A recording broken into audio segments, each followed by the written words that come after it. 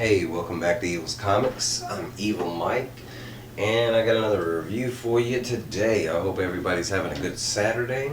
Got some good rest going. Maybe you had the chance to go to the comic shops yourself and support those local businesses. I do. But you get your comics any way you like. There's no objections as long as you're getting the comics and you're reading. That's all I care about. This was a book that I wanted to get into, right? You see something, you read the synopsis or something, it gets presented and advertised enough, right? And you kind of hear an idea every now and then, and you're like, yeah, that sounds cool, right? That's right up this guy's alley. But not everything lives up to that expectation, and that's fine. You know, there's some hit and misses, and it's going to happen. I mean, the more stories you get, there's bound to be a couple duds. This, for instance, is not one of those. This for a first issue, this was great. It was amazing, and you're probably going to hear a lot about it from other people. But this is Image Comics Primordial by Jeff Lemire, done by Andrea Sorrentino. Dave Stewart is coloring, and Steve Wanda is lettering and the design.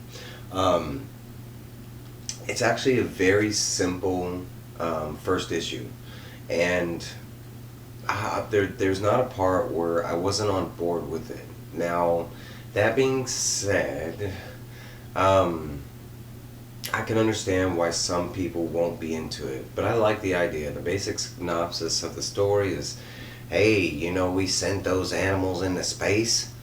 Well, they died, right?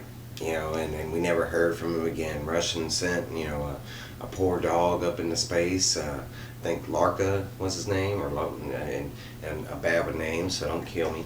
And we sent two monkeys. I think a Reese monkey and a coconut monkey, and they are kind of advertised on the front cover. And I think one of the monkeys' name is Spike, and I can't remember the other ones. Might be Brute. But what if they didn't die? And that's kind of the premise of the comic right there. What if some craziness happened, and for some reason we were told they died, but maybe they didn't? And why weren't we told, kind of thing? Now, going into this comic, and I know I've got this long spiel in the beginning, and I apologize because you're probably just here for the comic, right? But what I had thoughts going into it, how they were going to do it, is, yeah, we might get some like talking animal goodness. You know, maybe they ended up surviving and going to some crazy planets, and we're going to get to see some dogs playing poker legitimately. I don't know, but the imagination is limitless, right? But let me show you what we did get. So issue number 1 of Primordial. It starts off with one of these scenes with a monkey, and it shows our two monkeys in a capsule. There is two monkeys in the scene, and it's really hard to see, and it focuses on this one. But if you do look here, there is a little bitty, you know, smaller monkey, and they are one is bigger than the other. But to what it looks like they are heading into the sun. And then it took me a little bit to figure out what was going on, but it looks like it shows their death into the sun. But then after that, it looks like they come out the other side of the sun, and they're still there. But we'll get there in a little bit. So it does paint a picture. We're in 1961. This is at Cape, Cape Canaveral, is it? I think that's how you pronounce it. But we are at one of the launch pad sites, you know, where NASA, is stationed. We have, I think his name is Dr. Pembroke, and he is being called on site for a secret operation called Project PinCap. He quickly finds out what Project PinCap is, and basically, after the events of us launching those two poor monkeys into space, and we thinking that they died in space, NASA literally kind of at this moment, broke the NASA space program apart. At that point, they did not want to have anything to do with the NASA, space program, and basically the American government decided to, scrap everything, sell everything for parts, and they were going to come up with something else. They believed the space race was done at that time, and basically his job and his task, Project PinCap, is to go through Cape Canaveral and just dismantle it and find anything that the government can use as far as resources. He even states that he is like a MIT master electrician and yada yada yada, and they were like, hey, that's why we called you down here. We need you to go through this super technology. And he is kind of a little butthurt. He thought he was getting called here to be an astronaut or something, or maybe work with the space program. We kind of jump back over to what they were showing us at the beginning with these two monkeys on the other side of the sun, which I mentioned they came out, and it looks like they kind of like are reforming, like they did disintegrate or burn up, and it even states that they had fire in the cabin, but for some reason their readings were still good.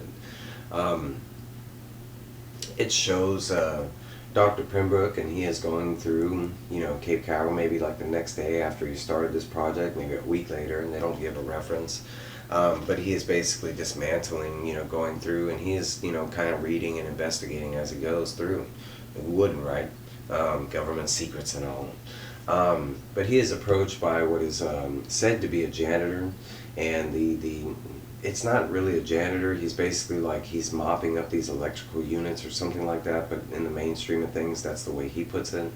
But he is basically he is showing them some basically some charts that he found, and he doesn't understand them. They're not in his area of expertise, and he hands them over to the doctor, and the doctor does know what they are. They're heartbeat charts, basically pulse, and he kind of starts putting two to two together. We find out that he is actually a NASA lover, and he has turned everything that NASA has been involved with into like a hobby, so he has a great knowledge on the subject. He reaches out to one of his top commanders, a general, colonel, I'm not positive, but somebody higher up that's doing the program. I want to assume a general, and he reaches out basically telling about his find, and the general at first is like, bro, you are supposed to be dismantling the facility. That is all you were there to do. Get to work. And he basically cuts the general off, saying that, hey, I get that and I understand, but I think I found something that you might want to be aware of. And he states, everything that we've kind of learned up to this point, that we did send those monkeys out there, and for some reason we did think they were dead.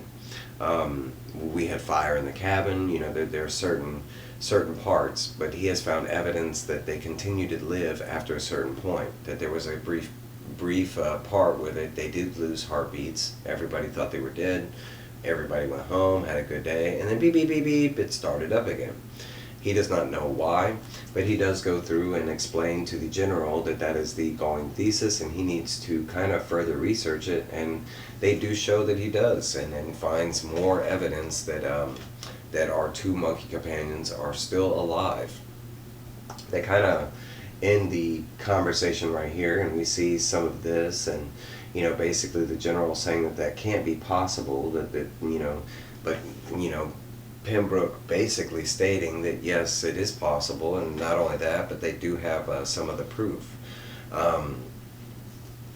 They kind of show you this picture, and the only thing I can say from what I gathered from this is they're showing the government evidence of what they had, and as far as when they thought the monkeys had died, and basically what they had down as evidence as far as in the secret file laboratory. Basically, they do show the 247 mark. That is the moment that the monkey came back online, after the gap, and from that point on, he went home, came back to work the next day, tries to go in the building, and finds out that his access has been denied, that for some reason they have fired him.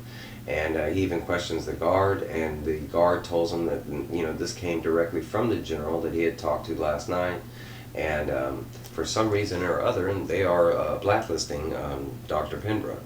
Evidently, it looks like he found something of merit. He goes, back to his car, gets in his car, and just like any good spy thriller, we got a guy in the back seat that is telling him, hey, I'm not here to harm you. I got information that you need to hear, man. Just drive. I can't be seen with you. Come on, let's go. and they start to take off. Pembroke is hesitant in the beginning of it, of course, who wouldn't be a random stranger in your car?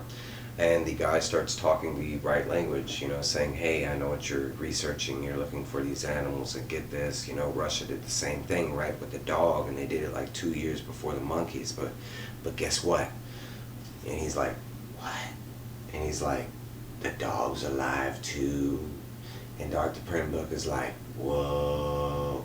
And basically, at that point, we are kind of shown some other stuff, because after they both, after Pembroke freaks out at the possibility of the dog, Larka, I think his name is, surviving just like the monkeys, and it's the same kind of explanation that they got on the monkeys, that there was a gap, and then all of a sudden the heartbeat comes back on.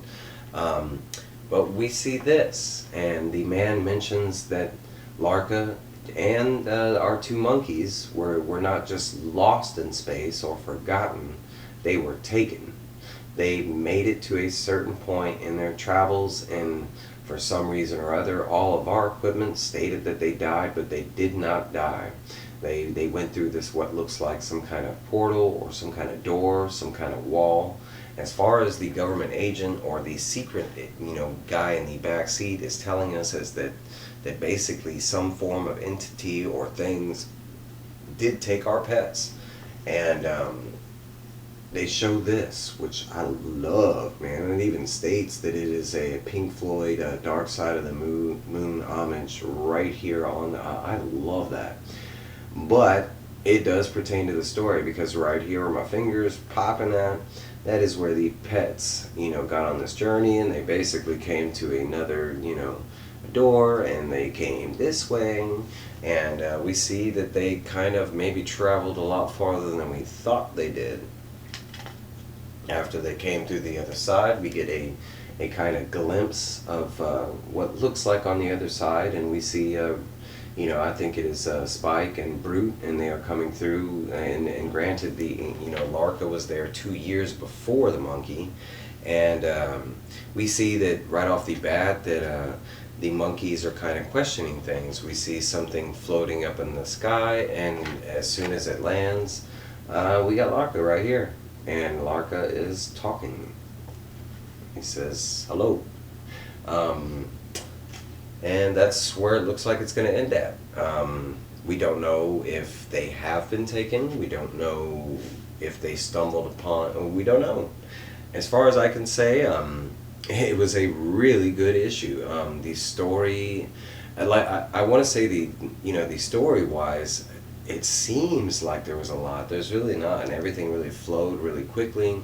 It reads like a action story, but as descriptive. I mean, it didn't really sound like an action thriller, but the way it is written, it very much flows like that. So it reads very quickly. It was very nice. The art is just is on another level.